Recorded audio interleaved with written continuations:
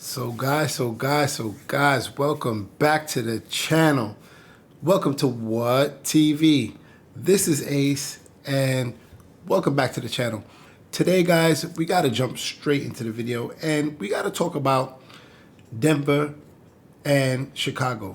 We got to talk about some of the citizens across America that have been stepping up with some dealing with the migrant crisis in light of their cities falling short, providing shelter, meals, and necessary items like clothing, food drives, coat drives, things like that.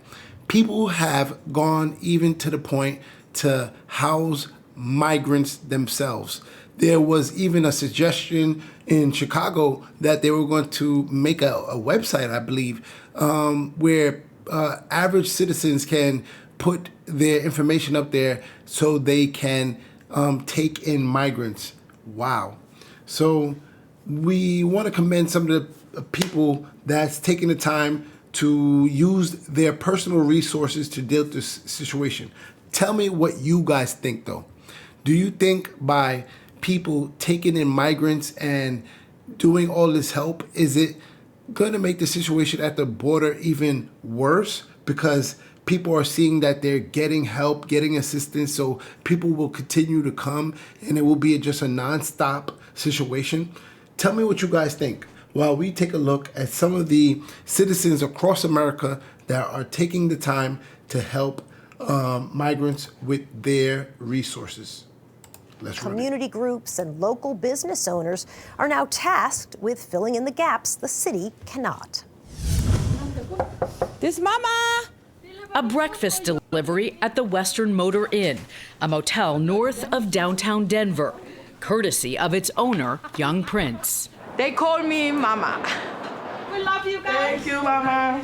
I love you. But they're not paying guests. They're asylum seekers, more than 300 of them from Venezuela. Sí, exactamente. It was nearly 4 months ago that then stranger Christina Ascension showed up with a group of young Venezuelans. I opened my bank app and I said, this is everything I have in savings. I will give it all to you. We cannot let these families sleep outside. 72-year-old Young, an immigrant herself, invited them in. She was still mourning the loss of her son to cancer, and before that, her husband. Feel like a family here. I want to make sure they can eat. So that's a large, extra large. With help from community groups like Denver Moms for Social Justice, soon the Western Motor Inn was full. Among those here, Pedro, a former Venezuelan military officer, fleeing what he calls corruption. These, a reminder of his young daughters and wife, who he hopes will join him when and if his asylum request is granted. Yo la extraño mucho. I really miss my family a lot. That's the most precious thing I have. There's 4,200 people in shelter right now. We've helped around 38,000 people. Meantime, the city of Denver at capacity, temporarily housing other migrants in government buildings and hotel rooms at a price tag of more than $40 million so far. Nonprofits stepping in to help, but resources and patience in some cases wearing thin. I understand the frustration. Denver's new mayor, Mike Johnston, now looking at trimming city budgets to make up for the shortfall. You are going to your city departments and saying, cut 10%. Is that fair to the folks in Denver? Our values are, we want to be a city where you do not have women and 2-year-olds out on the street sleeping in a tent in 10-degree weather. And we are also a city that doesn't want to lose the core public services that everyone wants. And those two things are in conflict. Johnston, among other mayors recently in Washington, D.C., urging Congress to pass immigration reform, including more federal funding for cities like Denver, and asking for expedited work authorization for those already here. What breaks cities is when you have folks that come in massive numbers without work authorization and without federal dollars, and they're waiting 6 years for an asylum case with no chance to work in between, and they're begging us to work, and we're saying, no, no, no, stay on the public dole instead.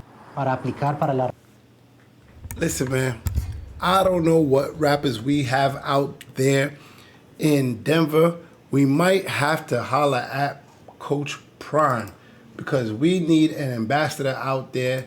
But you hear it. Denver's mayor, he is trying to cut city budgets on places like rec centers and certain programs now. They're cutting because it's costing them $40 million.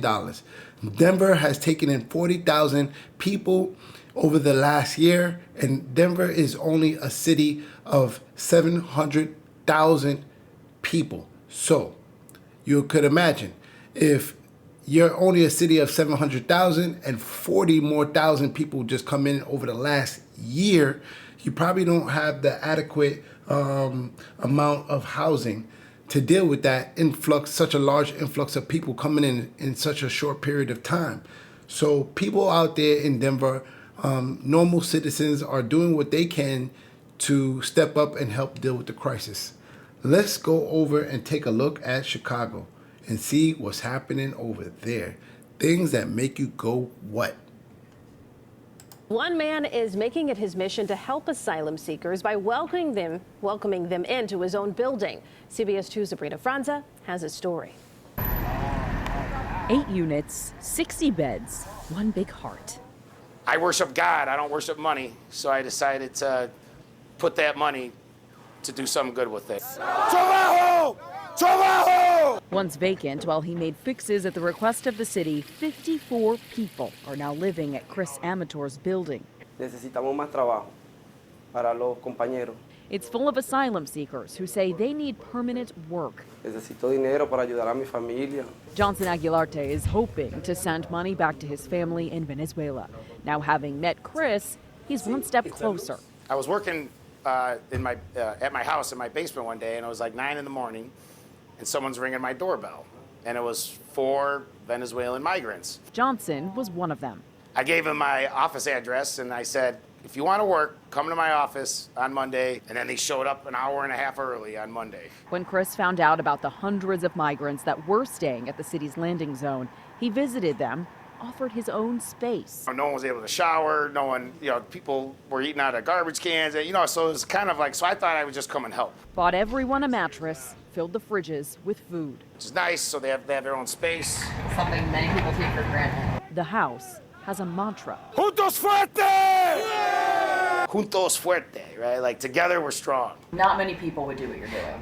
Well, I mean, I've had a lot of success in my life. And I'm very grateful to God for that. And I don't know what it is. Something kind of like snapped in me, and I feel like I'm on God's plan, and I'm just trying to help. His plans have hope for the future. I also have another building just like this that I could use as well if they need it.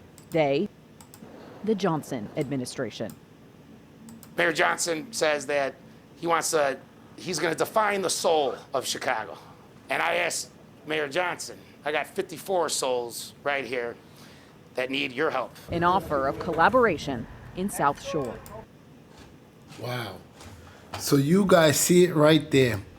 The guy has taken in 54 people and he's housing them. And I believe he's offering these people jobs because I believe he's in construction. This is why he has quite a bit of buildings, and which is a good thing to do, because if you are in construction, probably some of these migrants, some of the skills that they might have is building and in construction. Now, that would be a good thing, especially in Denver, where they could help build more housing, right? Even in New York, you see that Mayor Kathy Hochul has broken ground across several different new spaces. So maybe across the country, some of these migrants seeking asylum can get jobs in construction, because we're going to need more housing, clearly, not only for the migrants, but we need definitely more housing, so housing could be affordable for everybody who's trying to be a part of this society we call the United States of America. So I think that's a good thing, I think that's a start. We can start with building housing. We have the people to do it, and we need to do it in Boston, Chicago, New York, LA, everywhere you look across the country. We need housing, all right? America needs housing. We need people to build them, so we need to jump on that.